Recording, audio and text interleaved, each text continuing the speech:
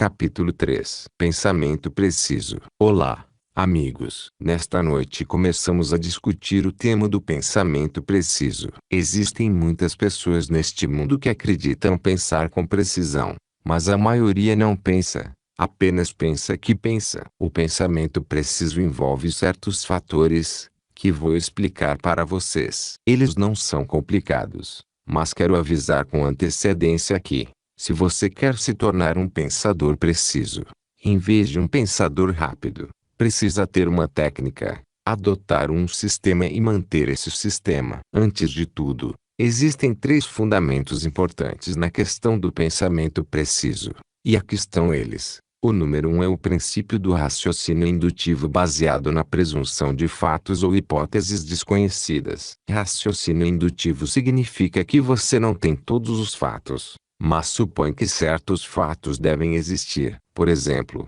se você pensa com precisão no assunto Deus, se existe ou não um Deus, você nunca o conheceu, nunca o viu, nunca conheceu alguém que o tenha encontrado ou visto. Seu raciocínio sobre o assunto teria que ser de natureza indutiva. Quando você começa a olhar para os maravilhosos fatores organizados no universo e nesse pequeno mundo em que vivemos, é levado a concluir que existe um poder que muitos chamam de Deus, mesmo que você o chame por esse ou outro nome. Esse seria um raciocínio indutivo. Número 2. Há um raciocínio dedutivo baseado em fatos conhecidos / fatos que você sabe serem verdadeiros, ou no que se acredita serem fatos. Existem muitas pessoas que tropeçam nisso porque assumem dispor de fatos quando tudo que tem são boatos ou fofocas, algo que eles disseram, ou alguma coisa que li nos jornais. Quando alguém começa a me contar algo, e antecede suas observações dizendo vi nos jornais,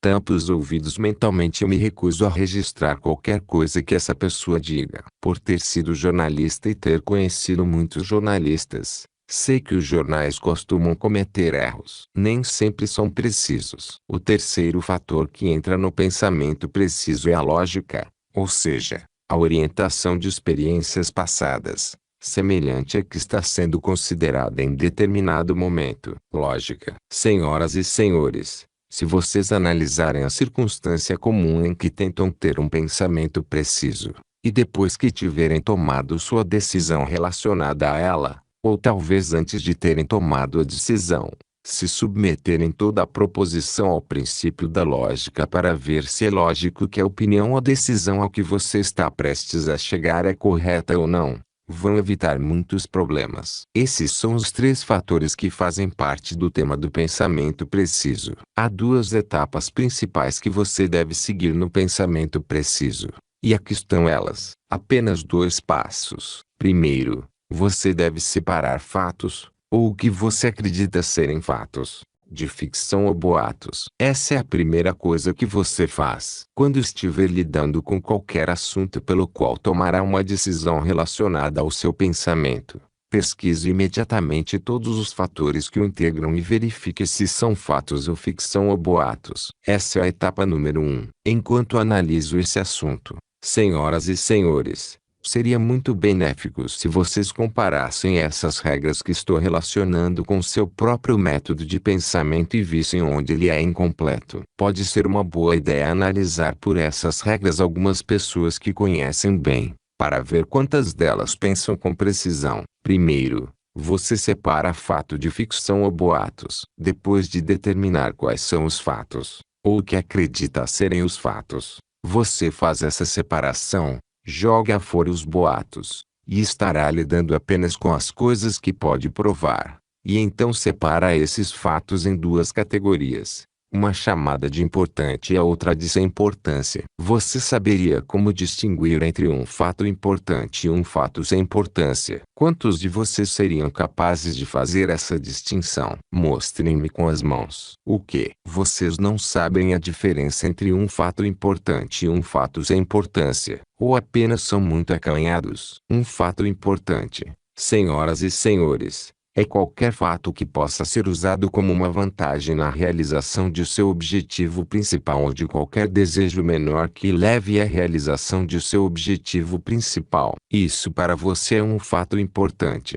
e todos os outros fatos são relativamente sem importância, e a maioria deles é inútil para você. Eu poderia mencionar uma centena de fatos que aconteceram desde que deixei minha casa em St. Louis hoje cedo e dirigi até aqui, em Paris. Mas 99% deles não teriam nenhuma importância. Existe apenas um fato importante em minha viagem até aqui, que é ter chegado a este estúdio na hora certa e estar agora dando minha palestra programada. Agora você sabe o que é um fato importante. Se você prestar atenção às suas ações ao longo do dia, ficará impressionado com o número de fatos sem importância que ocupam muito do seu tempo. Fatos que, independentemente de como você lida com eles, não significam nada, exceto uma perda de tempo. Para ser uma pessoa bem-sucedida nos escalões superiores do sucesso, para aprender a pensar com precisão e usar esse conhecimento para elevar o seu nível de sucesso, você precisa não só aprender a separar fatos importantes de fatos sem importância, mas também criar o hábito de dedicar a maior parte de seu tempo a fatos importantes. Ou seja, fatos que trarão a você algum benefício definido e discernível para a conquista de seu objetivo principal na vida, ou a realização de alguns de seus objetivos menores. Para seguir essa regra, vai ter que eliminar várias partes da ponte. Vai ter que interromper várias coisas a que se dedica, porque você está perdendo tempo e não está lidando com fatos importantes. O seguir. Quero chamar sua atenção para a questão de ter opiniões. As opiniões em geral não têm valor, porque costumam ser baseadas em vieses, preconceitos, intolerâncias, suposições ou fofoca. A maioria das pessoas tem opiniões sobre todo e qualquer assunto que se possa imaginar, e a maioria dessas opiniões não vale nada, porque não são construídas por meios práticos ou científicos. Dois homens, há algum tempo, estavam discutindo os méritos da teoria da relatividade de Einstein. Um deles disse: "Você realmente acredita na teoria da relatividade do Dr. Einstein?" E o outro homem respondeu: "Puxa, não." O que esse homem sabe sobre política? Afinal, ele achava que a teoria da relatividade era um sistema político, mas tinha uma opinião sobre ela. Seria interessante, e talvez benéfico, meus amigos, se vocês se estudassem cuidadosamente sempre que, no futuro, estiverem prestes a expressar uma opinião sobre qualquer coisa. Examine-se cuidadosamente para ver como obteve as influências e circunstâncias que permitiram que expresse essa opinião, para ver se elas vieram de fontes confiáveis, de fofoca ou de algo que você leu ou ouviu de fontes não confiáveis. Opiniões. Nenhuma opinião é segura, a menos que se baseie em fatos conhecidos, ou pelo menos no que você acredita serem fatos, depois de ter esgotado todas as possibilidades de procurar fatos. Ninguém jamais deve expressar uma opinião sobre alguma coisa sem uma garantia razoável de que se baseia em fatos. Você já pensou nisto? Que não deve expressar uma opinião sobre nenhum assunto a menos que esteja baseada em fatos conhecidos ou no que você acredita serem fatos. Já parou para pensar sobre isto?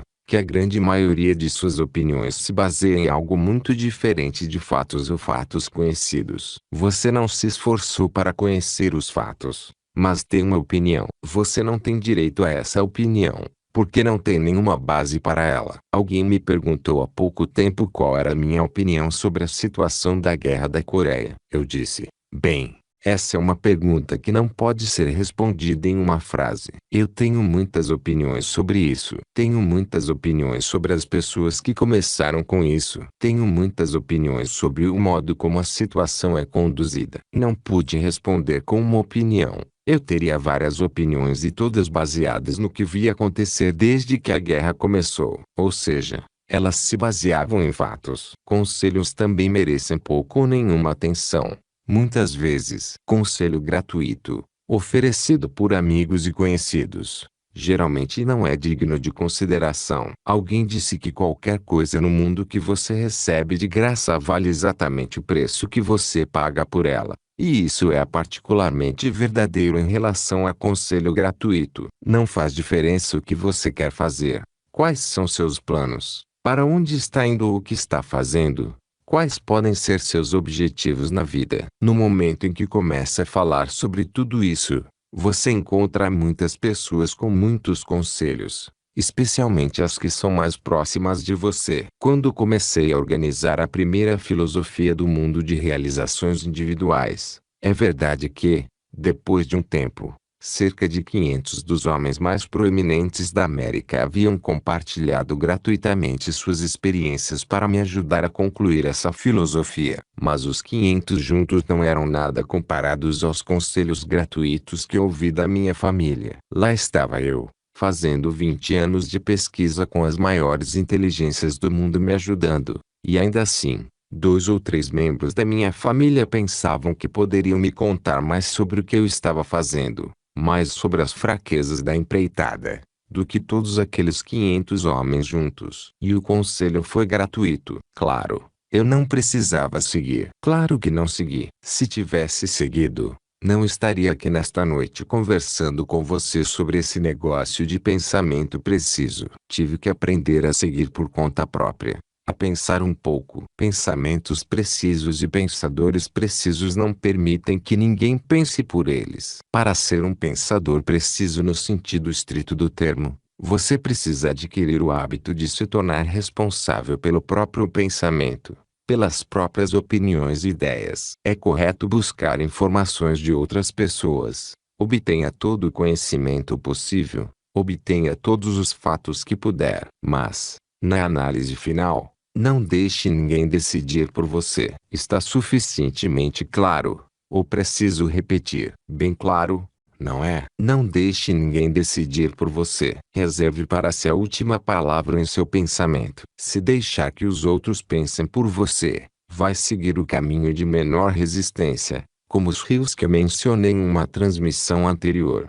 e vai vagar sem controle seguindo por um caminho tortuoso. Não seja tolo o bastante, porém, para pensar que pode ter um pensamento preciso sem ajuda externa. Muitas vezes, você precisará de muita ajuda externa. É por isso que temos o princípio do Mastermind. Edison foi o inventor mais importante e mais bem-sucedido que o mundo já conheceu. Suas invenções eram baseadas no pensamento. Mas, antes de poder pensar com precisão, ele precisava ter o conhecimento científico, o cérebro e a educação dos homens que o ajudavam a pensar, que forneciam os fatos. Ele juntou esses fatos em novas combinações. Você pode buscar informações, mas quando obtém essas informações, deve submetê-las à lei da lógica. Precisa submetê-las à lei da evidência e garantir que, ao tomar uma decisão, os fatos que você aceitou sejam fatos reais, e não apenas boatos. Os boatos são evidências de segunda mão que você não pode verificar,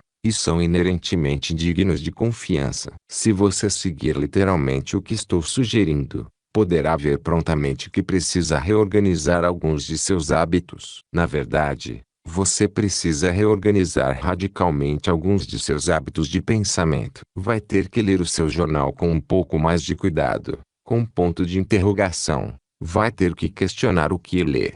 Abandonar essa coisa de ser influenciado pelo que os vizinhos fofoqueiros dizem e pensar muito mais sozinho. Não é seguro formar opiniões com base em reportagens de jornais. Soube pelos jornais é uma observação preliminar que, geralmente, identifica o orador como um pensador rápido. Li nos jornais ou ouvi dizer ou dizem que, quando alguém começa a dar informações supostamente factuais com base nessas observações preliminares, feche os ouvidos e não preste atenção, a menos que você tenha alguma evidência que sirva de fundamento, e vai se dar muito melhor em seu pensamento do que no passado. Fofoqueiros não são fontes confiáveis para a obtenção de fatos sobre qualquer assunto. Gente que promove escândalos. Fofoqueiros. Você já ouviu falar de alguns? É claro que não tem nenhum aqui em sua cidade, mas eles existem em algumas comunidades. Eu os vejo em quase toda a comunidade que conheço,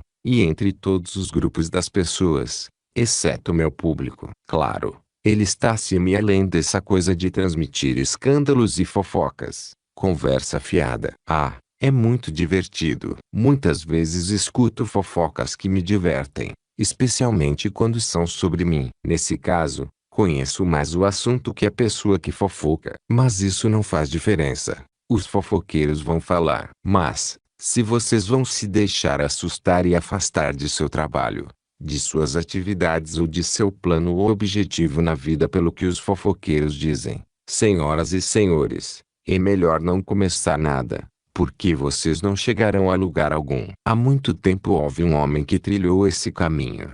Uma alma muito gentil que veio ao mundo com o objetivo de ver se poderia fazer alguma coisa para abrandar a natureza da humanidade e fazer os homens viverem juntos de maneira um pouco mais pacífica. Ele não se dava muito bem com essa gente fofoqueira, que gostava de criar escândalos e promover conversa fiada. Nem todos o aceitavam. Eles o mataram, mas o Espírito de Jesus sobreviveu e mudou o mundo de maneiras imensuráveis. Você não será aceito no momento em que se destacar da multidão em qualquer tipo de empreendimento. Os fofoqueiros vão começar a atacar, reduzir sua importância, se você permitir. Mas, se você é um pensador preciso, não vai prestar atenção ao que é dito sobre você. Vai prestar mais atenção a garantir que as coisas desagradáveis ditas sobre você não sejam verdadeiras, e isso é da sua total responsabilidade, se você for um pensador preciso. Além disso, você não vai prestar atenção ao que as pessoas dizem. Os desejos costumam ser pais dos fatos. Sabia disso? Já pensou sobre isso? Queria saber se você já gerou fatos por meio de desejos. Desejo esperançoso. É assim que chamam isso de vez em quando. A maioria das pessoas tem o péssimo hábito de presumir fatos que se harmonizam com os seus desejos. Uma das coisas mais fáceis de fazer na face da Terra é presumir fatos que se ajustem à natureza do que você quer fazer. Os desejos só podem ser convertidos em fatos pela ação, não apenas presumindo. Certa vez, tive a experiência de entrevistar por um período prolongado o falecido gangster Al Capone. Fiquei espantado ao saber que, longe de ter sido um criminoso, ofendendo a lei e as pessoas deste país, ele acreditava ser um homem muito difamado. Ele afirmou que o nariz comprido do tio Sam estava metido em um negócio legítimo que ele conduzia. Ele disse que era legítimo. Disse que, ao vender uísque durante a lei seca, estava apenas vendendo um inibidor da sede para pessoas que tinham sede. Elas pagavam por isso, ficavam satisfeitas com o produto,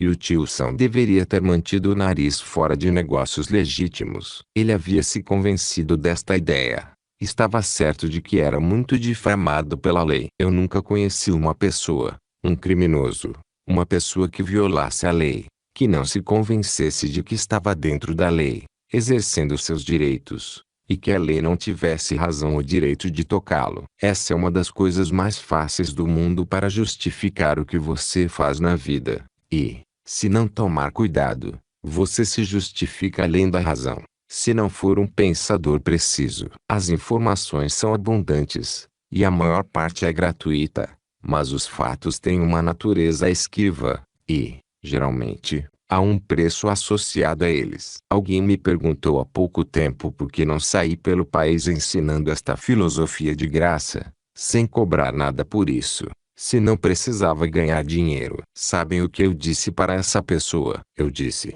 você pertence a alguma igreja? Ela respondeu: ah, sim, certamente. Eu disse: você vai à igreja? E ele falou: sim, às vezes. Eu disse: sua igreja está sempre cheia no domingo de manhã? Ah, não. Ah, não.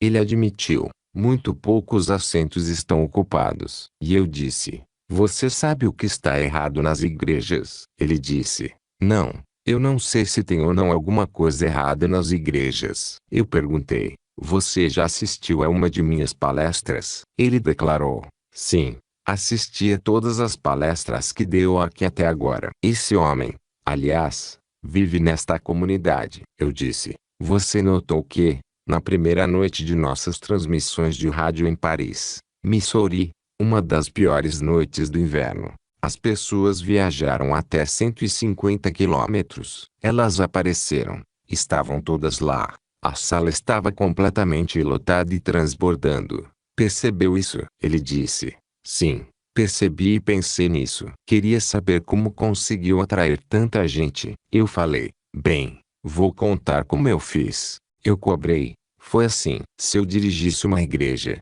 provavelmente estipularia um preço por cada banco e os faria pagar. O problema das igrejas é que elas não cobram. Tudo que vale a pena neste mundo, senhoras e senhores, deve ter um preço.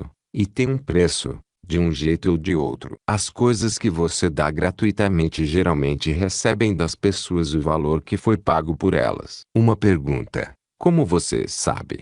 É a favorita do pensador preciso. Quando o pensador ouve alguém fazer uma afirmação que ele questiona como se fosse sólida, ele imediatamente diz, mentalmente ou em voz alta, para outra pessoa: como você sabe? Se você adquirir o hábito de usar essa frase curta com mais frequência, vai se surpreender com quantas vezes vai provocar reflexões e questionamentos. Porque muitas pessoas fazem declarações sobre coisas que não podem fundamentar, e não conseguem dar uma razão satisfatória explicando como fizeram essa declaração, ou por quê. Como você sabe?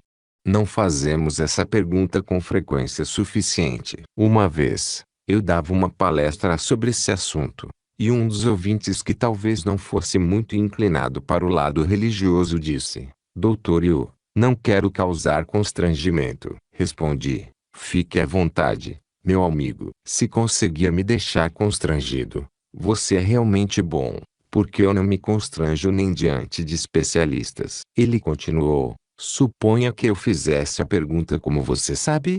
E antes tivesse perguntado se você acredita em Deus, se existe um Deus, e depois como você sabe?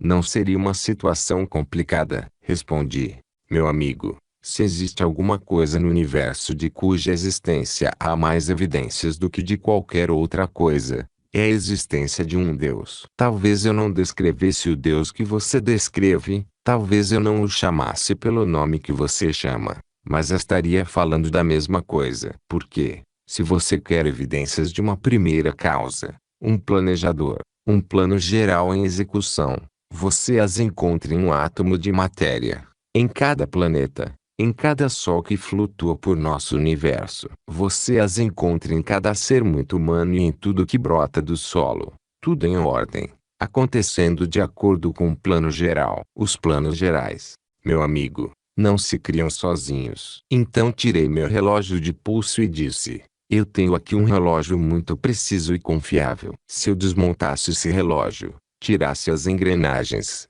as jogasse no meu chapéu e as sacudisse de agora até o dia do juízo final, elas não se remontariam na forma de um relógio que medisse o tempo, não é? Ele declarou: não, elas não. Continuei: mas se eu as levasse a um relojoeiro, que criasse um plano, que entendesse de relógios, ele poderia colocar as engrenagens de volta e fazê-las funcionar novamente. Não poderia. O homem concordou: sim, poderia. Eu disse: não existe nada viável e funcional em todo o universo que não tenha uma inteligência por trás. E essa inteligência é o que você chama de Deus. Eu chamo de inteligência infinita. Esse é o meu jeito, senhoras e senhores, de provar a mim mesmo que existe uma primeira causa e que há muitas evidências para apoiá-la. Falando em ser guiado pela lógica como um dos três fatores que integram um pensamento preciso, quero mostrar como apliquei isso em relação a uma circunstância há alguns anos. Uma das minhas alunas me procurou com um manuscrito de um livro